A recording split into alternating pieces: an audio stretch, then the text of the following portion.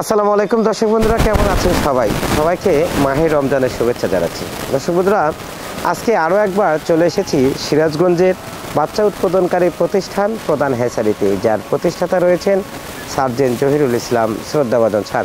এই স্যার বাংলাদেশ সেনাবাহিনী থেকে অবসরপ্রাপ্ত হয়ে এসে বাংলার খামার ব্যবস্থাপনাকে উন্নয়নের পথে এগিয়ে নিয়ে যাওয়ার জন্য বিশেষ বিশেষ কায়দা কৌশল অবলম্বন করছেন এবং সে সাথে নতুন বা তরুণ উদ্যোক্তাদেরকে নিয়ে তার যেন অবিরাম পথ চলার শেষ প্রান্ত দেখতে চায়। আজকে এমনই একটি প্রোগ্রাম আপনাদের সামনে নিয়ে হাজির হয়েছি যে ওনার প্রতিষ্ঠান থেকে বেশ কিছু কালো জাত বা ব্ল্যাক হোল জাতের বাচ্চা উনি ডেলিভারি করতে যাচ্ছেন রাজশাহীর বাঘাতে। সেই উদ্যোক্তাও এখানে এসেছেন, কিভাবে যোগাযোগ হলো এবং কত দামে সেই বাচ্চাগুলো উনি নিয়ে যাচ্ছেন এবং কি কি সার্ভিস পাচ্ছেন আজকের এই প্রধান হ্যাচারি থেকে সমস্ত কিছু জানানোর চেষ্টা করব। সেই সাথে জানানোর চেষ্টা করব নতুন উদ্যোক্তা হিসেবে আপনার জন্য এই যাত্রী কতটুকু সহায়কপূর্ণ হবে। তো আর দেরি কেন, চলুন আজকের এই সুন্দর প্রোগ্রামটি শুরু করা যাক। আসুন আমার সাথে।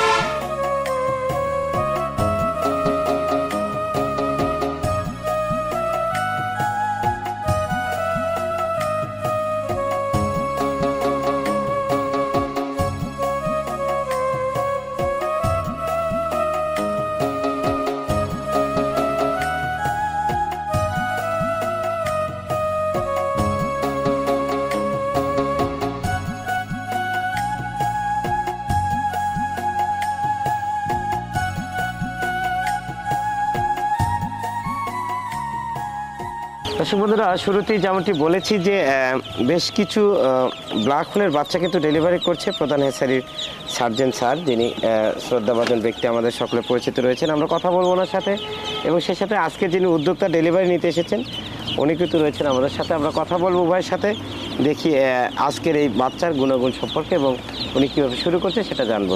ভাইজান আসসালামু আলাইকুম। কেমন আছেন আপনি? জি আলহামদুলিল্লাহ ভালো আছি। ভালো আছেন না? কি নাম আপনার? আমার নাম মোহাম্মদ আব্দুল আল মোমিন। আব্দুল আল মোমিন। মোমিন ভাই, মোমিন ভাই কোথা থেকে আসছেন? আমি আসছি ভাই রাজশাহী বাঘা থেকে। বাঘা থেকে? রাজশাহী জেলা বাঘা থানা। আচ্ছা, আপনাদের বাঘাতে কিন্তু অনেক খামার এখন দিন দিন গড়ে উঠছে আস্তে আস্তে। আচ্ছা, আপনাদের বাঘা আসলে কি প্রধান বিষয়টা কি? মানে আমাদের বাঘার প্রধান উৎস হলো আম।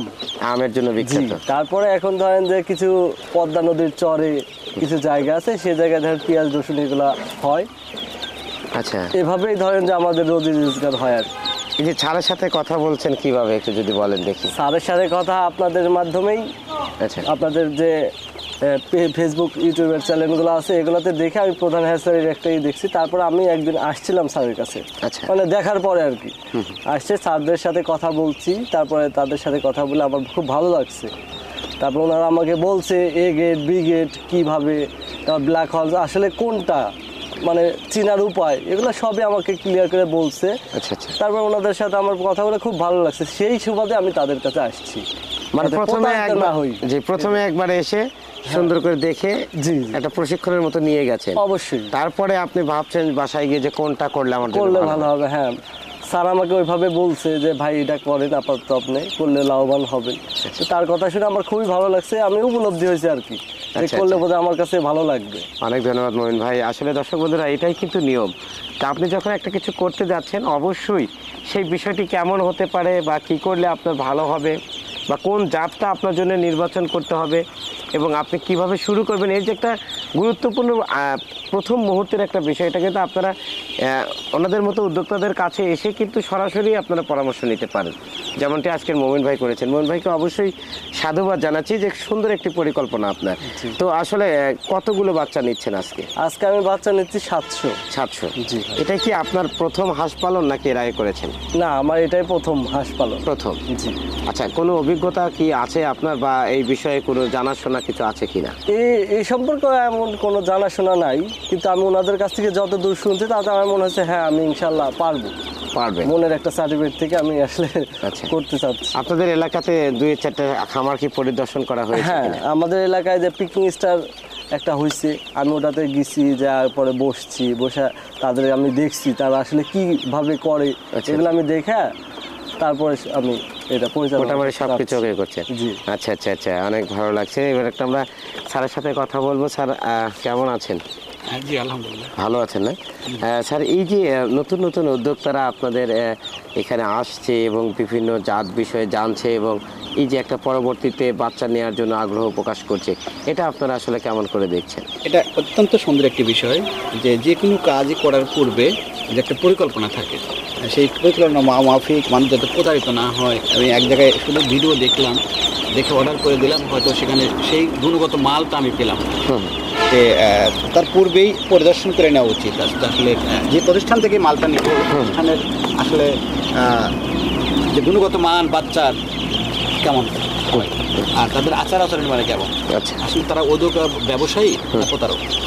আচ্ছা ভাই, এই যে বলবো আমার এখানে প্রতিষ্ঠানে এসেছিলেন, এসে সরজমিনে উনি দেখেছে এবং দেখার পরবর্তীতে আমাকে উনি বুকিং কনফার্ম করেছিল আর আজকে তার প্রেক্ষিতে আজকে উনি ডেলিভারি দিচ্ছে।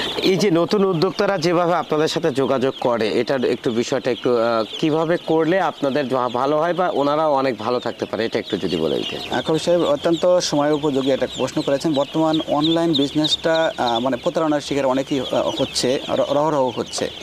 তে যে কোনো কাজ প্রতিটা নতুন উদ্যোক্তাদের জন্য আমি একটা আহ্বান আবারও করতে চাই যে যারা উদ্যোক্তা হতে চান, যারা কোনো কিছু মানে খামার করতে চান, তারা অবশ্যই বাচ্চা সংগ্রহের পূর্বে হ্যাচারির যে মালিক তার সাথে এসে কুশল বিনিময় করে অথবা হ্যাচারি পরিদর্শন করে তারপরে যেন এই পদক্ষেপটা নেওয়া হয়। আচ্ছা, আমরা আজকে যে জাতটা ওনাকে ডেলিভারি করছেন, এটার কিছু বৈশিষ্ট্য জানবো। এটা কি আপনার নিজস্ব প্যারেন্টসের বাচ্চা? জি, এটা নিজস্ব প্যারেন্টসের বাচ্চা। আচ্ছা, এরকম ব্ল্যাক হোলের বাচ্চা আপনার প্রতি সপ্তাহে কতগুলো উৎপন্ন হয়? ব্ল্যাক হোলের বাচ্চা প্রতি সপ্তাহে আমার 3 থেকে 4 হাজার। 3 থেকে 4 হাজার ব্ল্যাক হোলের বাচ্চা উৎপন্ন হয়? না, অন্যান্য যা বাচ্চা? না, অন্যান্য জাত রয়েছে, অন্যান্য জাত। ব্ল্যাক হোলের যদি 3 থেকে 4 হাজার প্রতি সপ্তাহে। এই যে আমরা কিভাবে বুঝতে পারবো যে এটা অরিজিনালি ব্ল্যাক হোল বা এটার কি দিক নির্দেশনা রয়েছে? আচ্ছা, যদি একটু বলে দিতেন। অরিজিনাল ব্ল্যাক হোল দেখবেন যে প্রতিটা ব্ল্যাক হোলের পুরো বডিটা কালো, পুরো বডিটা কালো। গলার নিচে দেখেন সাদা লালচে ভাব রয়েছে। ঠোঁটটা কালো, জি। পায়ের সিংহভাগ কালো। ঠিক আছে, সিংহভাগ কালো।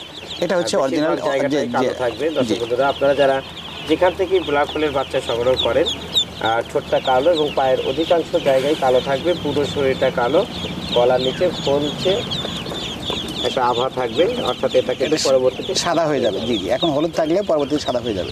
আপনারা অনেকেই কিন্তু এই প্রশ্নটা আমাকে করেছেন যে নিয়েছেন ব্ল্যাক হোল, হয়ে গেছে ঝিনুক। আসলে ঝিনুকের একটা বর্ণনা থাকে, গায়ের রংটা যদি একেবারে কুচকুচে কালো না হয়, সেক্ষেত্রে গলার নিচের অংশটা যদি বেশিরভাগ সাদা না হয়, তো সেক্ষেত্রে কিন্তু এটা ঝিনুকের বাচ্চা, আপনারা বুঝে নেবেন। অবশ্যই ব্ল্যাক হোলের বাচ্চা অরিজিনাল কিনে সেটা দেখে ব্ল্যাক হোলের সাথে যুক্ত হবে, কারণ ব্ল্যাক হোলের বাচ্চা একটা বাচ্চা অনেক দামি এবং খামার করার জন্য আপনারা অনেক পরিশ্রম করেন।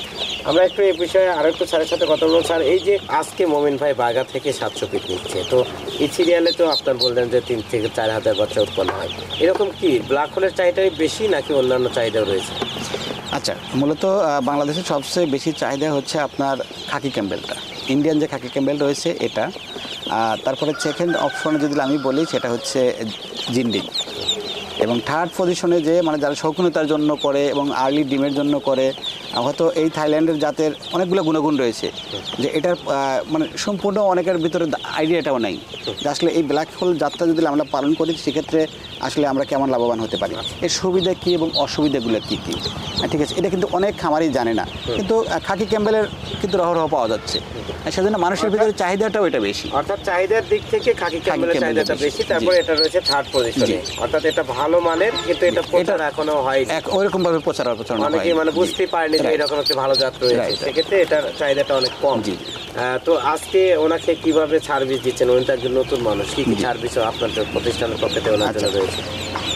আমার প্রতিষ্ঠান থেকে ইতিপূর্বে উনি ভাই এসেছিলেন, আসার পরে ওনাকে খামার বিষয়ে যত ধরনের পরামর্শ রয়েছে, ঘর থেকে শুরু করে যে কীভাবে ঘর করব, খামার করতে গেলে কি করতে হবে, কিভাবে এর পরিচর্যা করতে হবে, এই সমসাময়িক বিষয়ে, খামার সমসাময়িক বিষয়ে সমস্ত পরামর্শ ওনার জন্য থাকবে। যেহেতু নতুন উদ্যোক্তা, মানে যতদিন পর্যন্ত অ্যাডেল না হবে ততদিন পর্যন্ত আমাদের সেবাটা ওনাদের জন্য সর্বসময় থাকবে ইনশাল্লাহ।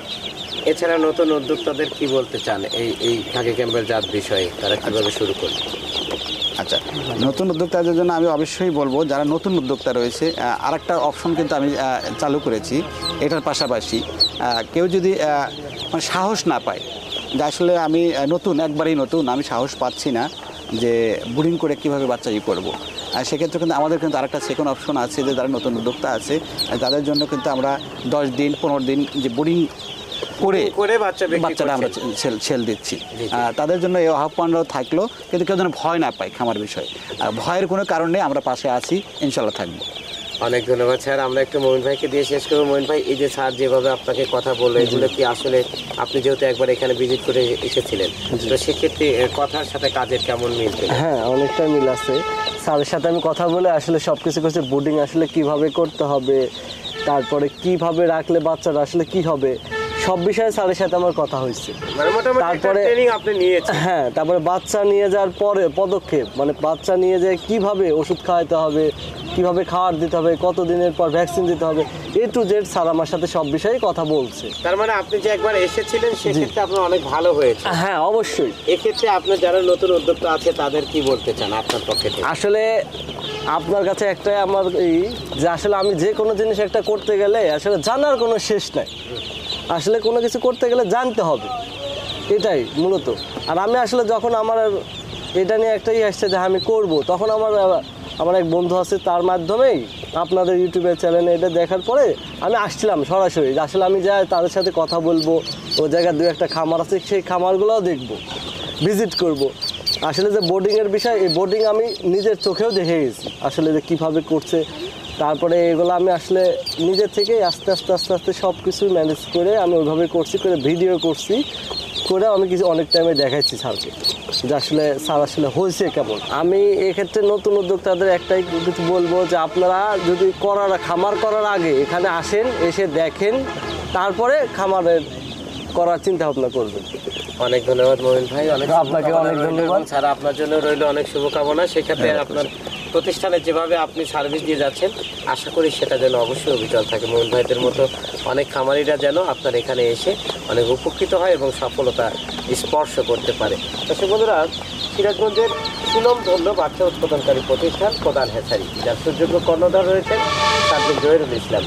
বাংলাদেশ সেনাবাহিনী থেকে অবসরপ্রাপ্ত হয়ে এসে খামারিদের জন্য যেন ওতপ্রোতভাবে আপ্রাণ চেষ্টা চালিয়ে যাচ্ছেন বাংলার খামার ব্যবস্থাপনাকে এগিয়ে নিয়ে যাওয়ার জন্য। সেই সাথে চেষ্টা করছেন তরুণ উদ্যোক্তা বা যারা ইয়ং জেনারেশন রয়েছেন, যারা কর্মহীন হয়ে আজে বাজে নেশায় লিপ্ত হচ্ছে, তাদেরকে তুলে এনে একটা খামার করে দিয়ে তাদেরকে একেবারে সঠিক পরিমাণে তাদের জীবনকে প্রতিষ্ঠিত করে দেওয়ার চেষ্টা করছেন।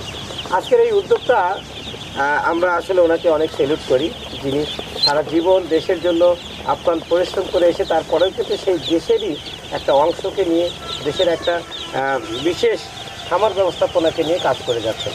আপনারা যারা খামার করতে চাচ্ছেন, অবশ্যই এরকম একটি বিশ্বস্ত প্রতিষ্ঠান থেকে বার্তা সংগ্রহ করবেন, পরামর্শ নেবেন এবং সফলতা অর্জন করবেন, এটাই আমাদের কাম্য। অর্থাৎ আজ এ পর্যন্তই। পরবর্তীতে আরও একটি সুন্দর এপিসোড নিয়ে আবারও আপনাদের সামনে হাজির হব। ততক্ষণে অবশ্যই ভালো থাকবেন, সুস্থ থাকবেন। খামার বাংলা 24 খবরুদ্দিন ভাইয়ের সঙ্গে থাকবেন। আল্লাহ হাফেজ।